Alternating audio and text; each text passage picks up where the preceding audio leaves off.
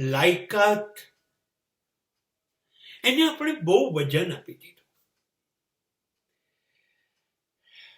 એનામાં બહુ લાયકાત છે, બહુ યોગ્ય છે, આ અયોગ્ય છે, એનામાં લાયકાત ઓછી છે, એફિશિયન્સી ઓછી છે, અને આપણે બહુ વજન આપી દીધું.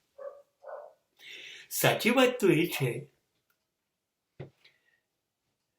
કે બધાની અંદર એક સરખી યોગ્યતા અને લાયકાત કોઈ દિવસ હોય જ નહીં.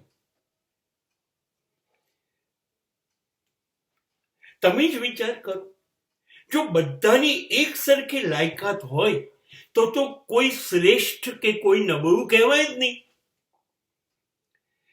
અરે બધા જ રામ હોય તો રામની વેલ્યુ છે.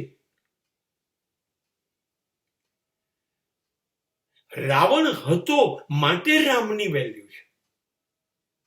આ વાત બરાબર સમજી લો. બધાની શક્તિઓ જુદી છે, બધાની આવડત જુદી છે, બધાની યોગ્યતા જુદી છે. હવે એનાથી કોઈ ચઢિયાતું, કોઈ ઉતરતું, જેની યોગ્યતા વધુ હશે એનો હોદ્દો, એનું પદ એને મોટું મળી જશે, અને જેની યોગ્યતા ઓછી છે એને નહીં મળે. તો એમાં એને નીચું શું કામ વિચારવાનું? નહીં, મારી લાયકાત આટલી જ છે, મને 40% જ આવે છે પરીક્ષામાં, તો મને ક્લાર્કની જ નોકરી મળે, મને પટાવાળાની નોકરી મળે.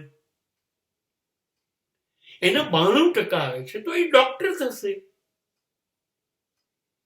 જેની જે લાયકાત એવું એને પદ મળશે, એને પ્રતિષ્ઠા મળશે.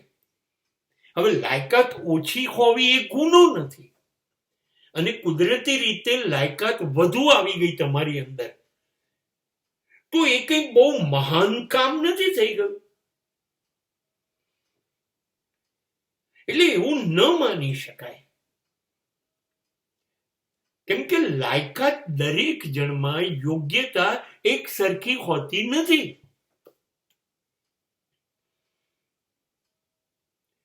એટલે આપણે એ હિસાબે માનવીનું મૂલ્યાંકન ન કરી શકીએ.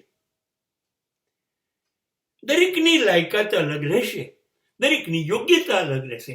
એ પ્રમાણે સમાજમાં એને પદ મળશે, એને એની આબરૂ મળશે, એની પ્રતિષ્ઠા મળશે, એનું વળતર મળશે. અને એમાં એકબીજાની સરખામણી કરવાનો સવાલ પેદા થતો નથી. એટલે જીવનને જે મળ્યું છે એ સ્વીકારી અને જીવી લેવું કે આ મારા માટે આ યોગ્ય છે અને મને આ જ મળવું જોઈએ. આ જિંદગીનો શ્રેષ્ઠ સંદેશો છે.